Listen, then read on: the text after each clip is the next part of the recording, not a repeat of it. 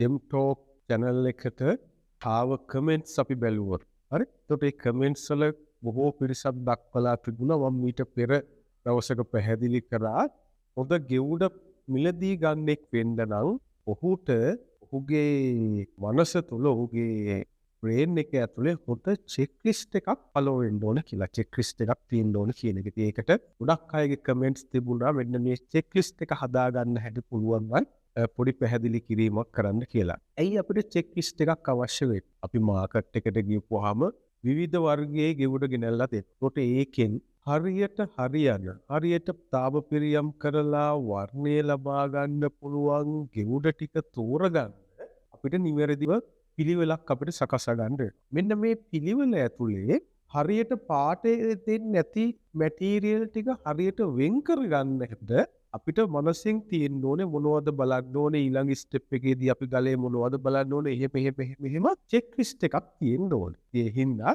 සියලු දෙනාගේ ඉල්ලීමත් එක්ක අපි හිතුවා කොහොමද චෙක්ලිස්ට් එකක් හදන්නේ කියන එක පිළිවෙලට පියවරෙන් පියවර වීඩියෝ සීරීස් එකකින් මේ ගැන පැහැදිලි කරන්න. ඉතින් මේ සම්බන්ධව තව බලන්න ඕන නම් අපේ පහුගිය වීඩියෝ වලත් ඇති මම පැහැදිලි කරනවා ඇයි මේ චෙක්ලිස්ට් එකක් ඕනේ. මේ චෙක්ලිස්ට් එකක් තිබුණාම ව්‍යාපාරිකයෙකුට පුළුවන් වෙනවා හරිම ගෙවුඩය තෝරගෙන ඒක මිලදී ගන්න.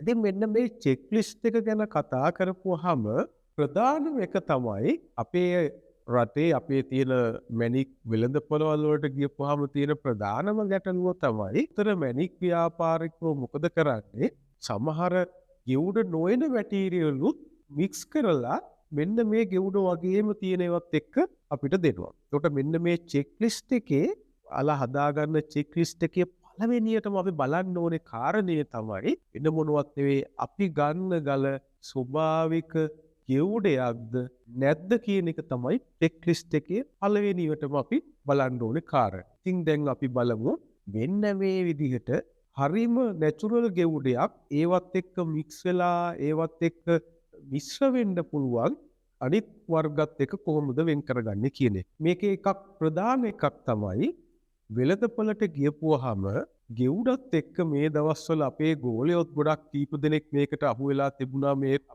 අපිත් එක්ක සම්බන්ධ වෙන්න කලින්. ඔන්න ඒ කට්ටිය කියන කතාව තමයි මැණික් වෙළඳපොළේ මෙන්න අපිට සින්තටික් තියෙනවා. ඒකට මැණික් වෙළඳපොළට ගියපුවාම ගෙවුඩත් එක්ක ගෙවුඩ විදිහටම හදපු සින්තටික් ලැබ් ග්‍රෝත් තියෙන ගෙවුඩ විදියට හදපු ගල් ඒවා තියෙනවා. අන්න මේකෙන් බේරෙන හැටි මම දැන් පැහැදිලි කරන්න යනවා විජිතත් එක්ක එකතු වෙලා. අපි බලමු මෙන්න මේ තියෙන ස්වභාවික ගෙවුඩයක් කොහොමද සින්තටික්. එහෙම නැත්නම් අපි හදපු ගල් කියනවා සමහර අය කරපු ගල් කියනවා මෙන්න මේ නැචරල් ගෙවුඩයක් කොහොමද සින්තටික් ගෙවුඩයකින් අඳුනගන්නේ කියන එක අපි සලකලා බලමු. අපි දැන් ස්වභාවික තියෙන ගල් වලින් සින්තටික් ගලක් අඳුරගන්නේ කොහොමද කියන එක අපි බැලුවහම මෙතන ඔයාලට පේනවා ගෙවුඩ වගේ පේන ගල් වර්ග ගොඩක් තියෙනවා. ඒකට අපි මෙතන බැලුවහම මෙතන මෙන්න මේ ගල් දෙක ගත්තාම අපිට පේනවා මේ ගල් දෙක සින්තටික් ගෙවුඩ. ඒ කියන්නේ මේක කෘතිමව හදපු ඔකට කියන බාර් එහෙම නැත්නම් වක් කරපු කියලා සමහරු කියනවා ඒ සින්තටික් ලැබ් වල හදපු ලැබ් ග්‍රෝත් කොරන්ඩම් සාම්පල් දෙකක්.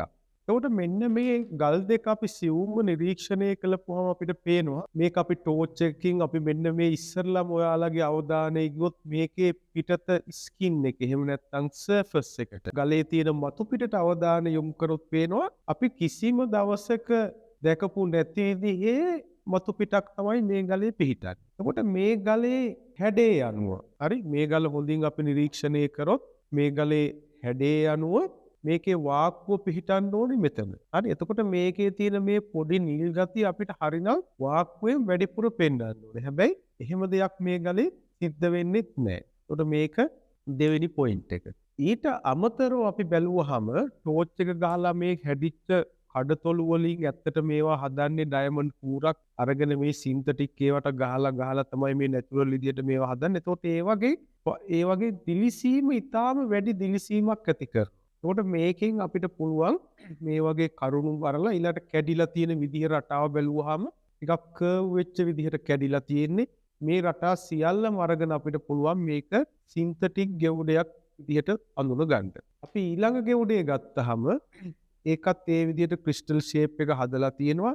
ඒක ඇතුලේ ගෙවුඩ වගේ එකක් පේන්න. හැබැයි අපි ජීවිතේට දැකපු නැති ස්වභාවිකව දැකලා නැති විදිහේ වර්ගයක් තමයි ඇතුලේ තියෙන්නේ. ඒතකොට ගෙවුඩ වගේ එක අපිට අඳුන ගන්න බෑ. ඊට අමතරව ඒක සිවුම්ම බැලුවහම පේනවා මේ වර්ණ පටි නැත්තම් වර්ණ කලාපේ ඉතා රවුමක් විදිහට තමයි තියෙන්නේ. කර්ව් වෙච්ච විදිහට තමයි කලර් බෑන්ඩ්ස් තියෙන්නේ. ඊළාට මේකේ තියෙන බිඳුම ආයෙ සිවුම නිරීක්ෂණය කරපුවහම පේනවා ඒකේ තියෙන බිඳුමක් තියෙන්නේ කර්ව් හැඩයට. හරි? ඒකට මේකේ වර්ණය ස්වභාවික ගලක පිහිටන නොවන විදිහට වර්ණ තියෙන්නේ. හරි? එතකොට අන්න ඒ වගේ ලක්ෂණ අරගෙන අපිට පුළුවන් මේක සින්තටික් ගෙවුඩයක්ද එහෙම නැත්නම් නැචරල් ගෙවුඩයක්ද කියන එක අඳුන ගන්න. එතකොට චෙක් ලිස්ට් එකේ පළවෙනි එක තමයි අපි මේ සින්තටික්ද නැද්ද කියන එක අපි බලන්න ඕනේ. මේක විතරක් නෙවෙයි. සමහර වෙලාවට සර්කන් පුච්චලා ඊළඟට සෙව්වන්දි ඊළඟට පුච්චලා ඩෙත් වෙච්ච ගල් තියෙනවා ගෙවුඩ වගේම පේන ගල්. ඒකට අන්න ඒවත් අපිට ගෙවුඩත් එක්ක මික්ස් කරලා දෙනවා. ඒකට අපිට අන්න ඒ ටිකක් වෙන් කරගන්න අපිට හොඳ හැකියාවක් තියෙන්න ඕනේ මේ චෙක් ලිස්ට් එකේ පළවෙනි එක අපිට ෆුල්ෆිල් කරගන්න නම්. ඉතින් ඒක ඒක කොහොමද වෙන් කරගන්නේ කියන එක සම්බන්ධව විජිත මේ ගැන වැඩි දුරටත් පැහැදිලි කරයි. ගෙවුඩයකින් සින්තටික් ගෙවුඩයක් වෙන් කරගන්න ආකාරය සනුන්සර් දැන් පැහැදිලි කරා. එතකොට තව සින්තටික් නොවන ගෙවුඩ වගේ පේන ගෙවුඩ කියලා ගන්න තවත් ගල් වර්ග අපි වෙළඳපොලේ තියෙනවා. එතකොට අපි කොහොමද මොනවද ඒව අඳුරගන්නේ? එකක් තමයි සෙව්වන්දි කියන ගල. සෙව්වන්දි කියන ගල සාමාන්‍යයෙන් අපිට පේනවා ලා නිල් පාට ගතියකුත් එක්ක ගල ඇතුලේ මේ ගෙවුඩ වගේම තියෙනවා. හැබැයි ඒ ගලක් අඳුරගන්න තාම පහසුයි. එකක් තමයි ಜಾති ගලක වගේ බර නැහැ. අනිත් එක තමයි ගල අපි කොයි පැත්තට කරකවලා බැලුවත් අපිට වාක්වත් දකින්න නැහැ. ඒකට ගෙවුඩ වගේම පේන ගෙවුඩ නොවන මැටීරියල් එකක් තමයි තියෙන්නේ. ඒක බලා ගන්න එකත් අපහසුයක් නෑ. අංක 1. ඊගාවට ගොඩාක්ම වෙළඳ පොලේ තියෙන දෙයක් තමයි ගල් පුච්චලා ඩෙත් මිල් කියාපු ගල්. ඒ වගේ කැරට් භාගෙ තුන් කාල එක ගන්න ලොට් වලට ගොඩාක් වෙලාට කලවංශවල විසු දානවා. ඒකට අපි ඒක අඳුරගන්න එක ඉතාම වැදගත් වෙනවා. නැත්නම් මේ ගොඩාක් ගල් මිනිස්සු පරදිනවා. එතකොට ඒක අඳුරගන්න එක තමයි ගෙවුඩ වගේම පෙමුනට අපි හොඳට නිරීක්ෂණය කරලා බලනකොට සෙරමික් ගතියක් ඇතුලේ පේනවා. තනින් තන නිකන් සෙරමික් වගේ පැල්ලම් තියෙන ගතියක්. එතකොට අන්නේ ඒක තමයි අනිත් එක. ඊට පස්සේ තව තියෙනවා සර්කන් පුච්චපුවා. සර්කන් පුච්චලා මේ පාට නිකන් ලා නිල් ගතියකොත් එක්ක ගෙවුඩ වගේ තියෙන ගල්. ඒකත් ගල් දන්නේ නැතුව අලුතෙන් එන කෙනෙකුට හරි අමාරුයි අඳුර ගන්න. එතකොට ඒක අඳුර ගන්න පහසුම ක්‍රමය තමයි අපි සර්ෆේස් එක බලපුවම ඒකේ තියෙන බිඳුම් රටාව වෙනස්. එතකොට මේ පොඩි ඔයිල් ගතියක් තියෙනවා. ඒතර අන්න එකෙන් ඒ වර්ග ටික අඳුර ගන්න පුළුවන්. අපි දැන් පැහැදිලි කරේ ගෙවුඩයක් මිලදී ගන්න ගියපුවාම ගෙවුඩයක චෙක් ලිස්ට් එකට සැලකීමක් තියෙන්න ඕනේ පළවෙනි කාරණේ ගැන. පළවෙනි කාරණේ තමයි ගෙවුඩයක් මිලදී ගන්න ගියපුවාම ස්වභාවික ගෙවුඩයකින් සින්තටික් ගල් වලින් ගෙවුඩයකින් කොහොමද බේරෙන්නේ? ඊට අමතරව සර්කන් පුච්චපු ඒවා, සෙව්වන්දි, ඩෙත් මිල් කියාව ගල් මික්ස් වෙලාවා මේ වගේ අපිට නිසියාකාරව පුළුවන් වෙන්න ඕනේ හරිම ගෙවුඩ ටික අපිට වෙන් කරලා හරිම ගෙවුඩ ටික මොනවද කියන එක අපිට අඳුරගන්න හැකියාව තියෙන්න ඕනේ. ඉතින් අන්න ඒකෙදි තමයි අපිට චෙක් ලිස්ට් එකේ පළවෙනි එක අපි මොකද කරන්නේ? ස්වභාවික ගල් වලින් ඒට තියෙන ආදේශක වලින් අපි මේක වෙන් කරගන්න හැකියාව තියෙන්න ඕනේ. ඉතින් චෙක් ලිස්ට් එකේ පළවෙනි එක තමයි අපි මේ පැහැදිලි කළේ. අංක 1ට අපි බලන්න ඕනේ ස්වභාවිකව ගෙවුඩ වර්ග ටික අනිත් ඒ වගේම වෙන් කරගන්න. ඉතින් මෙන්න මේ වීඩියෝ සීරීස් එක චෙක් ලිස්ට් එකක් හදන එක මේක අපි ප්ලේ ලිස්ට් එකක් විදිහට අපි මේක යනවා සතියට හව හැකි කාලයක් ඇතුළත.